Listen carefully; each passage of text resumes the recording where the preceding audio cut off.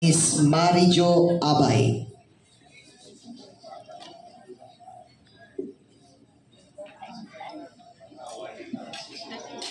Hello, sir.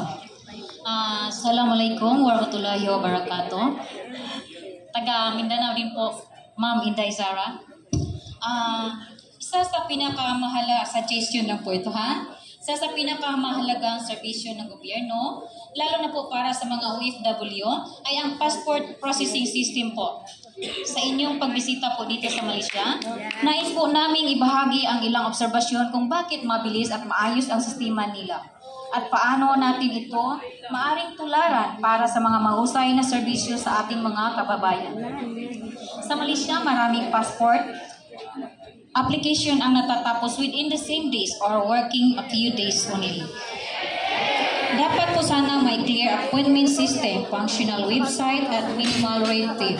Sana po pwedeng i-strengthen natin ang ating DFE, ang Digital System Appointment Reliability. And real-time status update para sa iwas pila po at iwas pabalik-balik po. Ayun lang po. Salamat.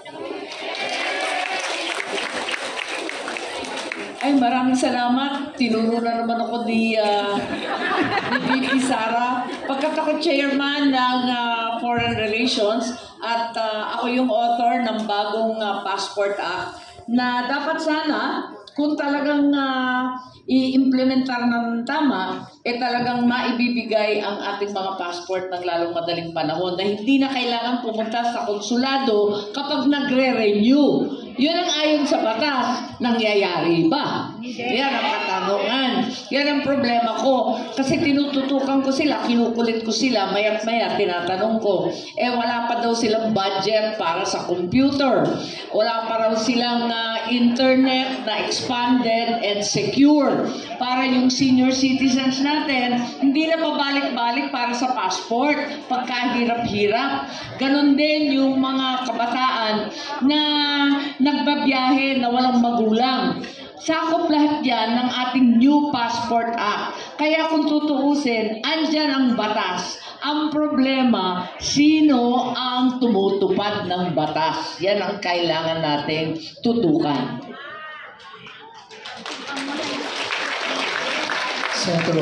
Pwede lang po dagdagan lang, konti lang po. Opo, malinawan sister. Assalamualaikum. Sister, where are you? You're over there. Ganito kasi yan, sister. Ang trabaho po ng natinig naman po ng Senado, gumawa po ng batas. Ang trabaho naman po ng executive, sila po yung magpapatupad. Kaya tama po lagi ang sinasabi ng ating mga senador ng epektibo na executive branch ng gobyerno. Ng mga ginagawa pong batas. Meron na pong batas. Ang kailangan lang po maging Pangulo yung ating Inday Sara Duterte para lahat po ng implement mga kababayan, wala pong ibang solusyon.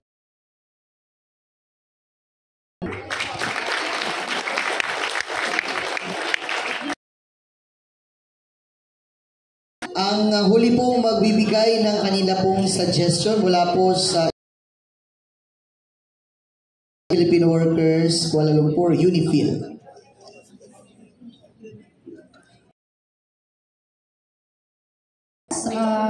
In behalf of UNIFIL, ako na pong magbibigay ng suggestions. Cotabato po. So with all the palayan, yung mga dito kasi sa Malaysia, so it's like, puno po ng palayan po yung place na yun. Tourist. Kasi po,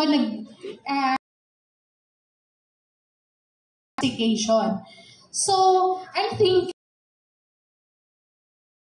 and then, why not develop din po yung may mga normally sa North Cotabato or Mindanao or other places, farms nila, yung mga bukid nila. So why natulungan po natin yung mga farmers natin na instead of farming lang po, why not consider din po yung tourism? So, tulungan natin sila na kahit na konti lang nila na mabigyan sila ng pondo to make it like that. Para naman, but foreign investors Sasagot ako ha. At ako ng Northern Luzon, Central Luzon, sa Cordillera. At lagi natin industriya at hanap buhay sa Pilipinas, ang agrikultura sa atin.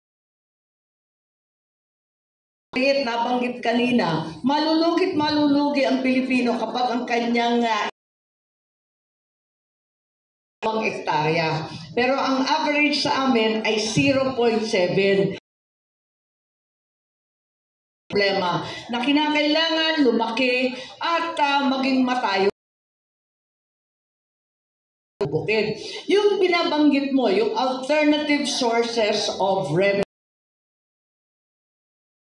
ating mga magsasaka, tama yun. At batas na naman yan. Ang tawag natin sa Pilipinas, farm tourism. As a matter of fact, makikita natin sa Bukidnon, pati sa Laguna, meron ng mga farm tourism. Kung minsan nga, nalulugi sa ani, pero kumikita naman sa mga turistang dumarating. Kaya kahit papano, meron siyang restback. Nung nakaraang taon na El Nino, halos walang ani, walang produkto. Pero kumita, ang daming namasyal, walang tagulan eh. Kaya ang saya-saya nila kahit papano. So, eto nga ang kailangan palaganapin. Nakita natin sa Taiwan, tinutulungan ng pamahalaan ang tinatawag nilang leisure farm sa Taiwan. Iba-iba. At magugulat ka kasi maski sa Ilocos ginagawa po namin, yung mga anak natin na laki na sa lungsod, hindi pa nakakakita ng kalabaw. Akala nila, 4 ang paa ng manok kasi nakikita sa plastic sa grocery na. Hindi na talaga alam kung ano yung bukid. Hindi na talaga alam kung saan galing yung mga kinakain nila. Kaya, pag nagkaroon ka ng leisure farm, magugulat ka. Ang babaw ng kaligayahan, makatungtong lang sa kalabaw, magtanim bigla ng bigas. Tuwan-tuwa na sila, exciting na yun kasi hindi naman nagagawa. Kaya tama ka, dapat mag-invest at tulungan ng gobyerno ang ating mga farms. Ayan. Hindi tama na yung mga nagpapakain sa atin ay halos namamatay na ng gutom. Yan ang sitwasyon ng mga magsasaka sa atin.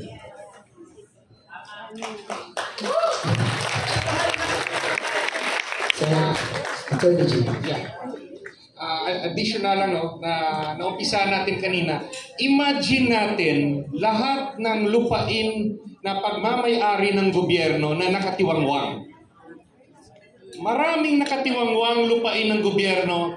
What if yung merong batas na nagsasabi na i-allow ng batas ang national government, lahat ng opisina and local government and even the GOCCs na nagmamay-ari ng mga lupain na ganito na nakatiwangwang at idirekta na magkaroon ng negosyong agrikultura. Just imagine, ang daming trabaho ang magagawa sa ganyang paraan. Lahat ng nakatiwangwang, lagyan ng agrikultura na negosyo. Yan yung government lands. Ima-manage ng government, whether local government, GOCC, money na appropriated? No. Kasi kung i-allow lang ng batas, indirectly, ang agrarian sabihin ng batas na ikaw local government, if you own a land na ng negosyong agrikultura, even if it is more than 5 hectares, just imagine ang daming trabaho. sa GOCCs at national government.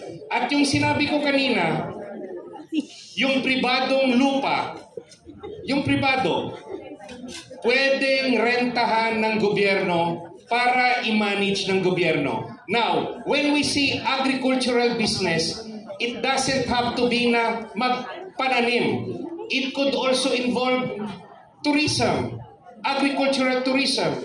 It could also involve agricultural industries. May mga factories.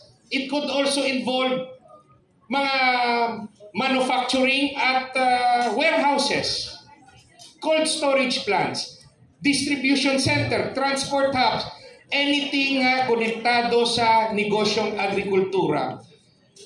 Kailangan lang natin na yung susunod na presidente accepted niya yung idea na ganon, hindi tradisyonal ang gobyerno kung hindi kaya ng pribado. Gobyerno dapat. Marami. Salamat po. May pahabol pa na po, Senator Robin. Yes, sir. Opo, may silang po ito. Alam inabutan ko na po si Senator Cynthia Villar saka si Senator ng batas para sa paigtingin po yung smuggling. Alam niyo po kasi sa atin, ang problema natin dahil pinasok po ng mga negosyante yung tinatawag natin ng hindi lang bigas, kundi pati isda. Alam nyo, nakakatawa po tayo,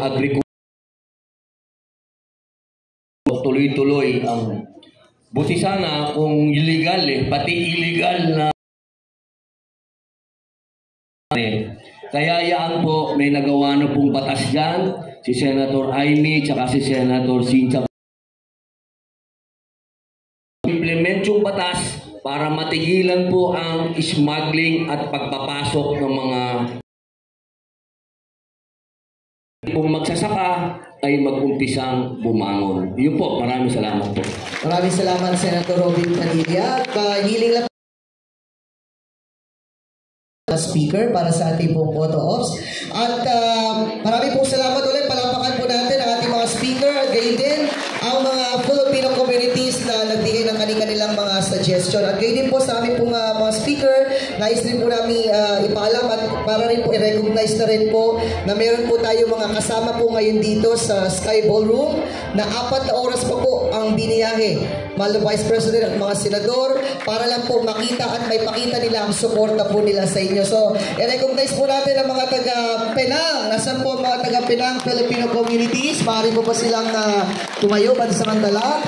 Maraming po salamat. Ngayon po, narito rin